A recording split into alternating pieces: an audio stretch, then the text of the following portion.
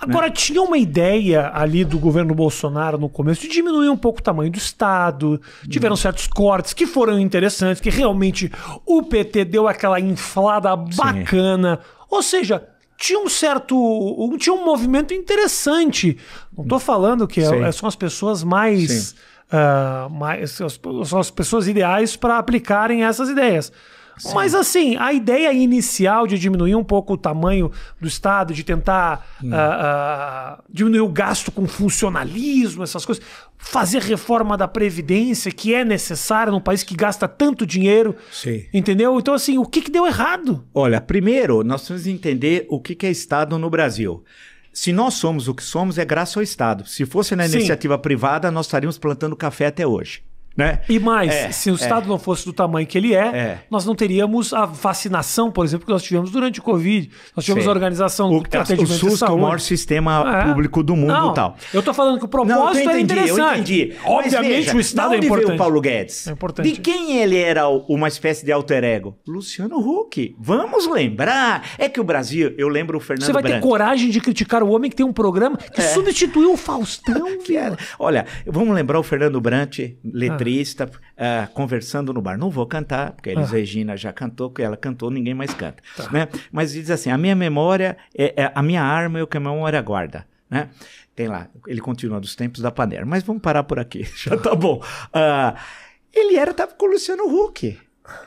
O Luciano Huck, Paulo Guedes é a mesma coisa. Aí, o Luciano Huck, foi em 17 para 18, disse que não seria mais candidato. Ele sempre é candidato e não é. Lembra um pouco da Atena, que aí não é, né?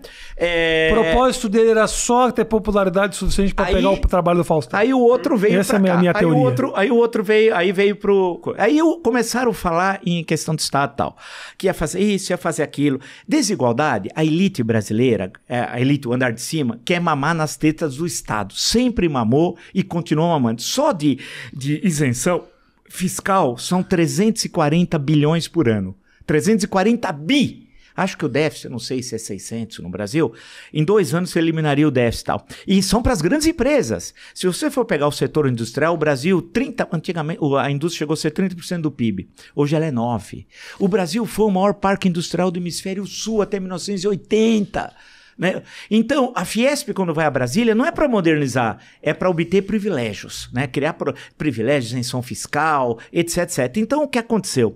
Eles leem o Estado, a elite rastaquera, no sentido de buscar privilégios. Reforma da Previdência, que precisava alterar a questão da Previdência, porque o país envelheceu, né? Não temos mais o tal do bônus demográfico, tudo aquilo. É verdade. Mas veja, foi feita a reforma. Os militares continuam com privilégios mas isso é previsível. Não ia tocar no dinheiro. Então quem pagou a conta? O andar de baixo, o seu Zezinho, não sei das quantas, tal, Dona Maria. Então, a coisa toda é que precisa fazer, o país precisa de reforma, mas tem medidas que, se você for fazer medidas políticas de choque, você consegue resolver alguns graves problemas nacionais antes de pensar no que é mais difícil, que são nas reformas estruturais, que aí precisa mudar a Constituição e não é fácil obter o quórum constitucional. Então, o que o Bolsonaro fez? Deu a ideia de falar que era uma coisa que não era, para até agradar a elite, né? Mas a elite brasileira também é uma elite macunaímica, é uma elite sem nenhum caráter, porque lembra que ele teve em 2017 no Rio de Janeiro no Clube Hebraica, 2017, lembro, e aí teve o episódio dos quilombolas, que pesavam não sei quantas arrobas, todo mundo riu. Quando você pega o vídeo que tem no YouTube, todo mundo achou engraçado o que ele falou. Engraçado? E na Hebraica?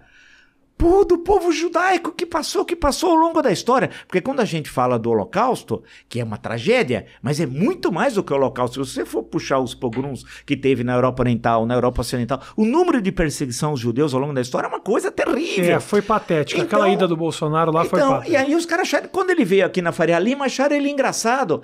Quando ele falou assim, mas eu não entendo economia, mas a Dilma é economista, e todo mundo riu. Eu também não posso falar nada, porque eu fazia um programa chamado CQC, que ajudou muito também. Lembro. Entendeu? Então, assim, o pessoal... Quem sou eu para dizer que os caras estão errados?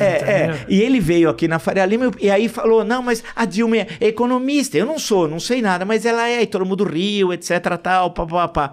E aí ele tinha o posto Ipiranga, que era o Paulo Guedes. Aí nós somos um país que tem a mania de inventar genialidades, que não são gênios. são beócios, como é o Paulo Guedes, né? E aí transformou-se um especulador da Bolsa, porque você ganhar dinheiro da Bolsa, você não precisa ser economista, você precisa ser um cara esperto que entende de especulação, você fica milionário.